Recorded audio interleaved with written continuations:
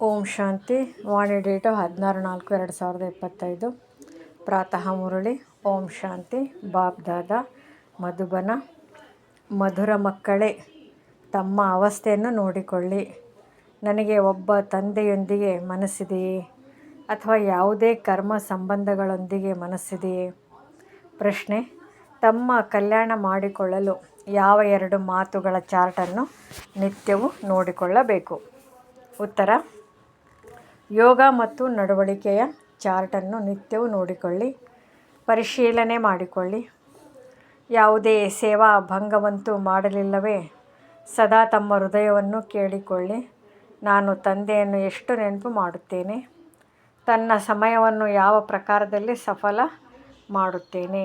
ಅನ್ಯರನ್ನು ನೋಡುತ್ತಿಲ್ಲವೇ? ಯಾರದೇ ನಾಮರೂಪದಲ್ಲಿ ಮನಸ್ಸು ಸಿಕ್ಕಿ ಹಾಕಿಕೊಂಡಿಲ್ಲವೇ? ಗೀತೆ.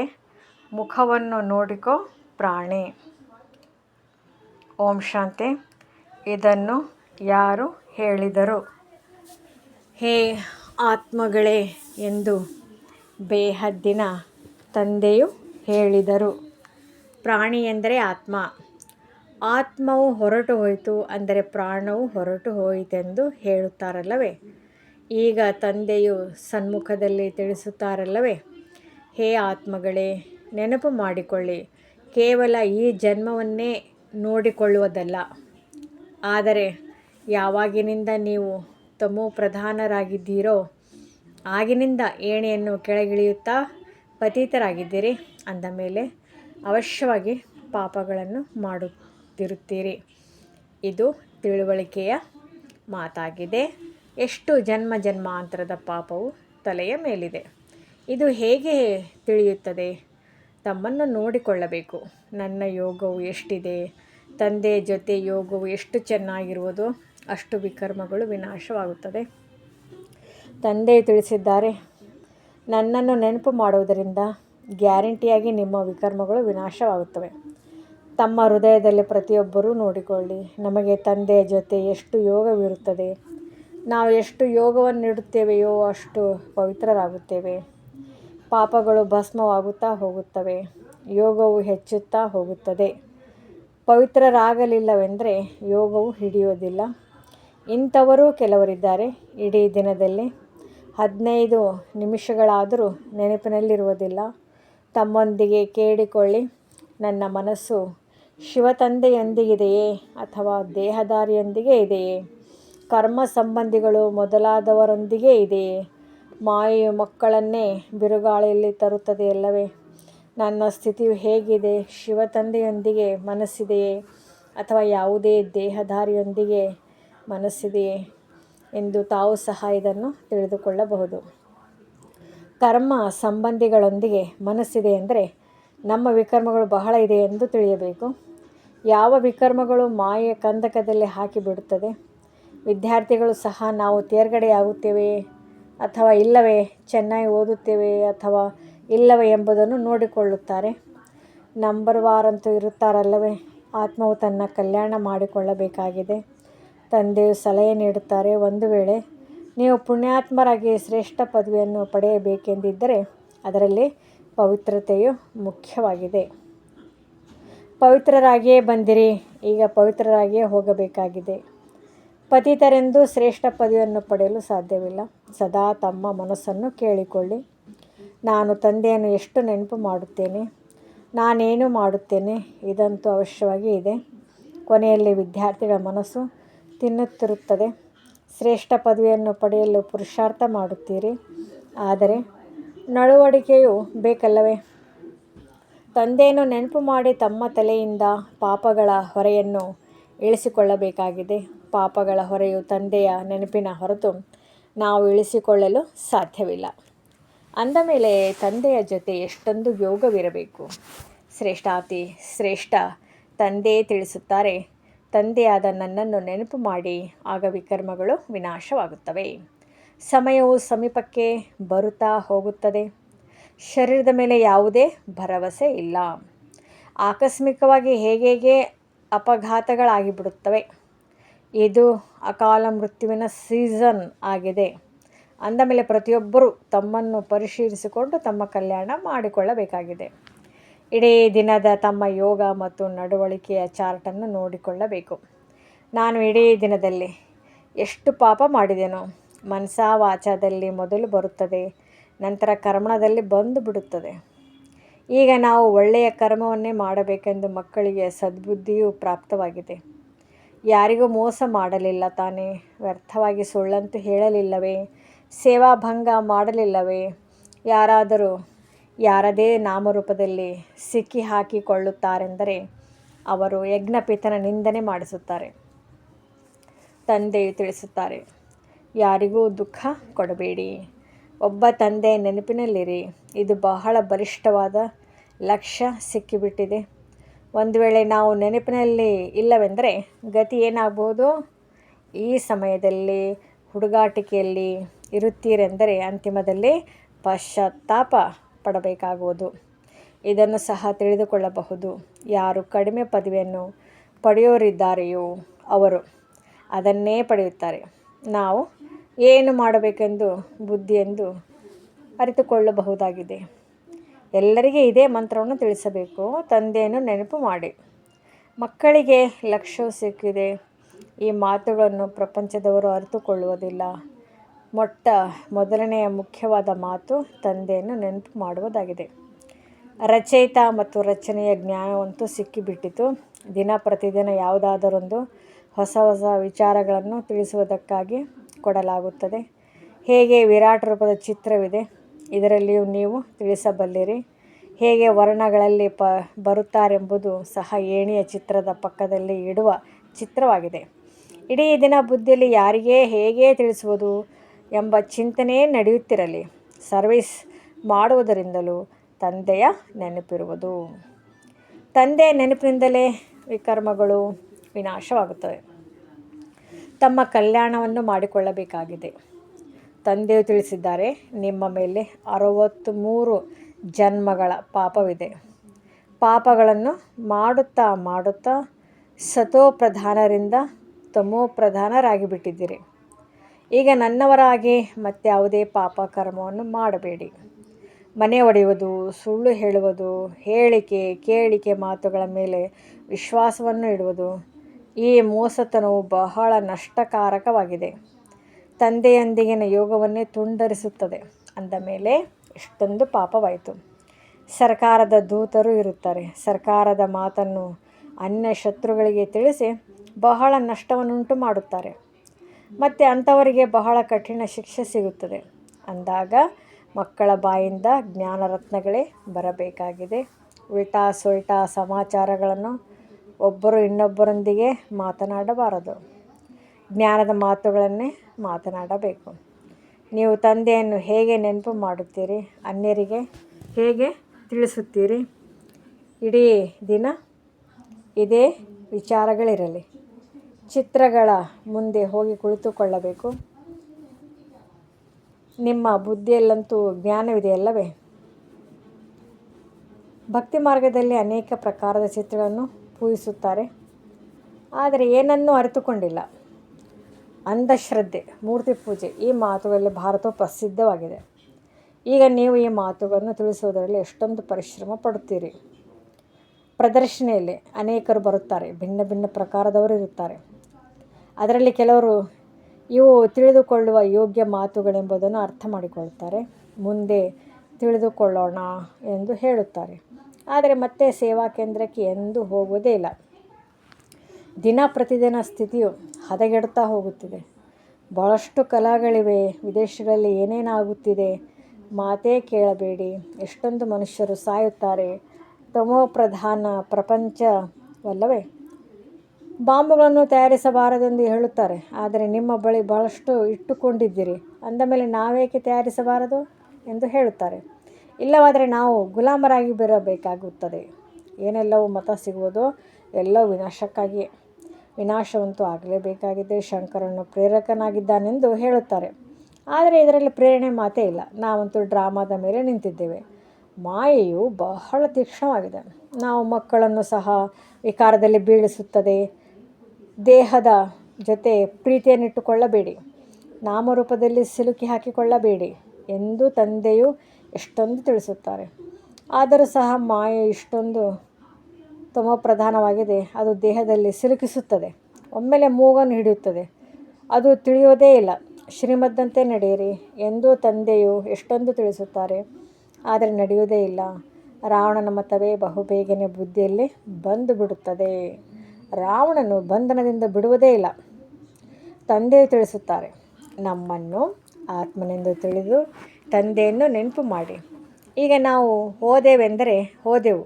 ಅರ್ಧಕಲ್ಪದ ರೋಗದಿಂದ ನಾವು ಮುಕ್ತರಾಗುತ್ತೇವೆ. ಅಲ್ಲಂತೂ ನಿರೋಗಿ ಕಾಯವಿರುತ್ತದೆ.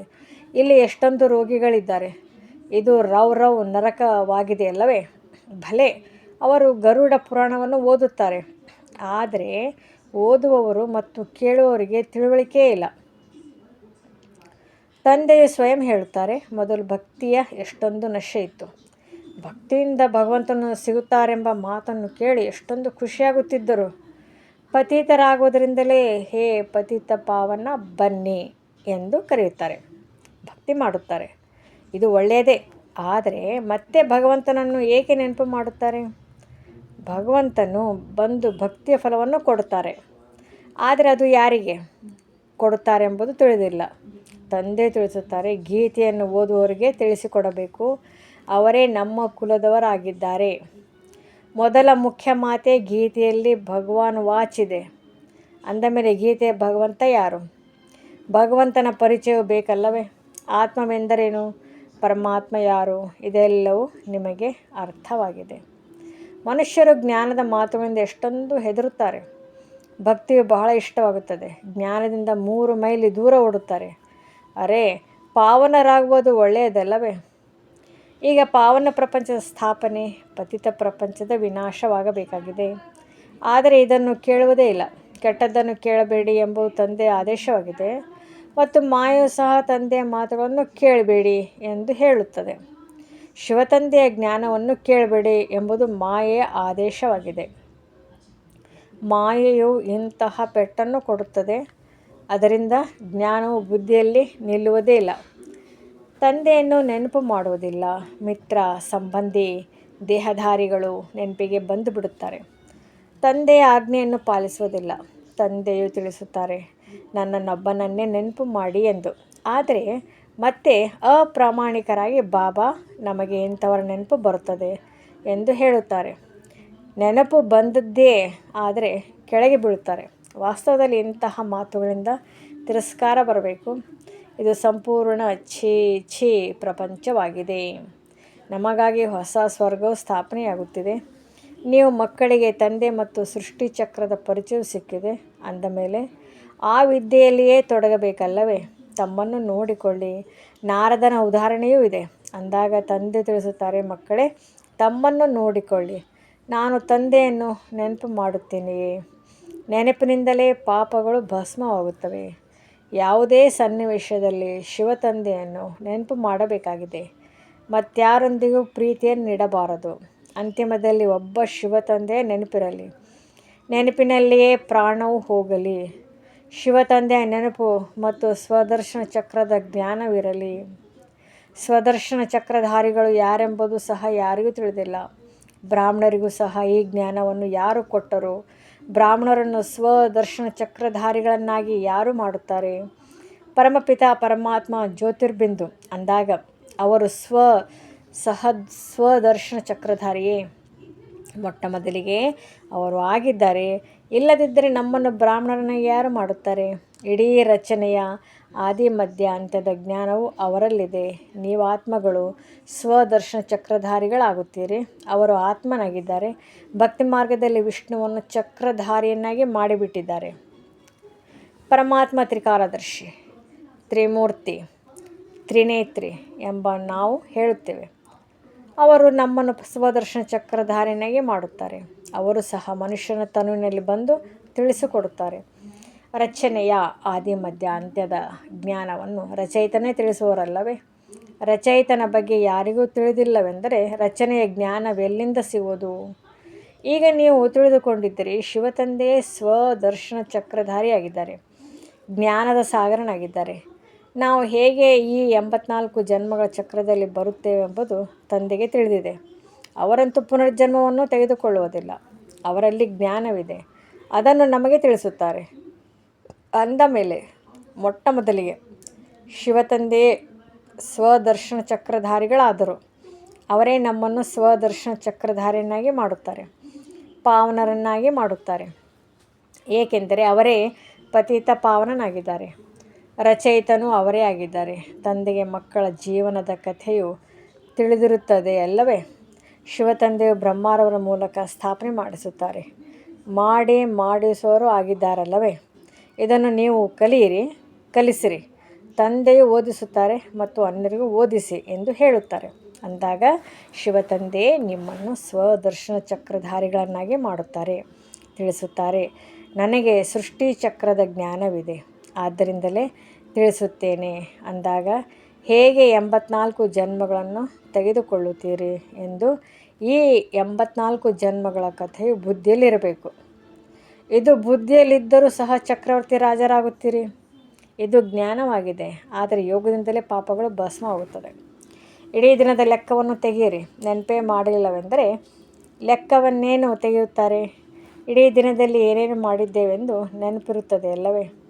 ಇಂತಹ ಮನುಷ್ಯರೂ ಇದ್ದಾರೆ. ಯಾರು ತಮ್ಮ ಲೆಕ್ಕವನ್ನು ತೆಗೆಯುತ್ತಾರೋ, ಎಷ್ಟು ಶಾಸ್ತ್ರವನ್ನು ಓದಿದೆವು, ಎಷ್ಟು ಪುಣ್ಯವನ್ನು ಮಾಡಿದೆವು. ನೀವು ಹೇಳುತ್ತೀರಿ, ಎಷ್ಟು ಸಮಯ ನೆನಪು ಮಾಡಿದೆವು, ಎಷ್ಟು ಖುಷಿಯಲ್ಲಿದ್ದೆವು, ತಂದೆಯ ಪರಿಚಯ ಕೊಟ್ಟೆವು. ತಂದೆಯ ಮೂಲಕ ಯಾವ ಜ್ಞಾನ ಬಿಂದುಗಳು ಸಿಕ್ಕಿವೆಯೋ ಅವನ್ನು ಮತ್ತೆ ಮತ್ತೆ ಮಂಥನ ಮಾಡಿ ಯಾವ ಜ್ಞಾನವು ಸಿಕ್ಕಿದೆಯೋ ಅದನ್ನು ಬುದ್ಧಿಯಲ್ಲಿ ನೆನಪಿಟ್ಟುಕೊಳ್ಳಿ. ನಿತ್ಯವೂ ಮುರಳಿಯನ್ನು ಓದಿರಿ, ಅದು ಸಹ ಬಹಳ ಒಳ್ಳೆಯದು.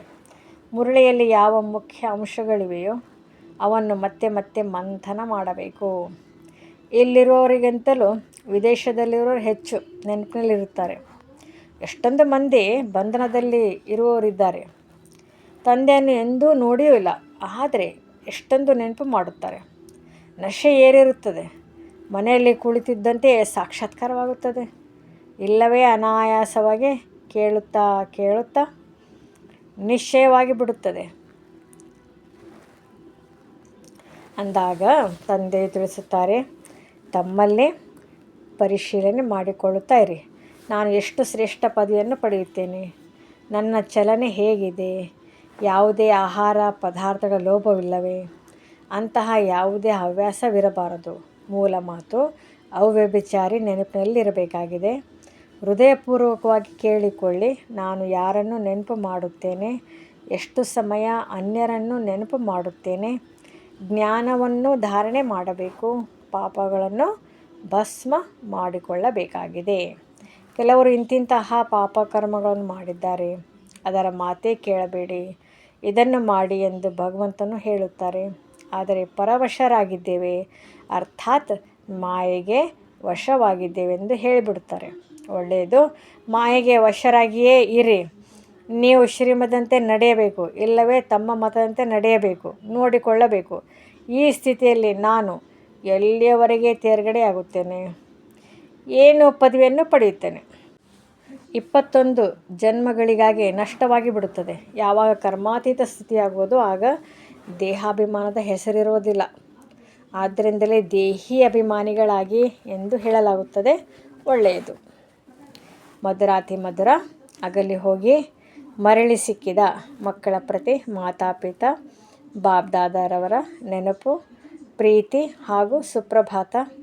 ಆತ್ಮೀಯ ಮಕ್ಕಳಿಗೆ ಆತ್ಮೀಯ ತಂದೆಯ ನಮಸ್ತೆ. ಧಾರಣೆಗಾಗಿ ಮುಖ್ಯ ಸಾರ. 1ನೇದು, ಯಜ್ಞಪಿತನ ನಿಂದನೆಯಾಗುವಂತಹ ಯಾವುದೇ ಕರ್ಮವನ್ನು ಮಾಡಬಾರದು. ತಂದೆಯ ಮೂಲಕ ಯಾವ ಸದ್ಬುದ್ಧಿಯು ಪ್ರಾಪ್ತವಾಗಿದೆಯೋ ಆ ಬುದ್ಧಿಯಿಂದ ಒಳ್ಳೆಯ ಕರ್ಮಗಳನ್ನು ಮಾಡಬೇಕಾಗಿದೆ. ಯಾರಿಗೂ ದುಃಖವನ್ನು ಕೊಡಬಾರದು. ಪರಸ್ಪರ ಉಲ್ಟಾ ಸಮಾಚಾರಗಳನ್ನು ಕೇಳಬಾರದು. ಜ್ಞಾನದ ಮಾತುಗಳನ್ನೇ ಮಾತನಾಡಬೇಕಾಗಿದೆ. ಸುಳ್ಳು ಹೇಳುವುದು, ಮನೆ ಹೊಡೆಯುವಂತಹ ಮಾತುಗಳೆಲ್ಲವನ್ನು ಬಿಟ್ಟು ಮುಖದಿಂದ ಸದಾ ರತ್ನಗಳೇ ಹೊರಬರಬೇಕಾಗಿದೆ.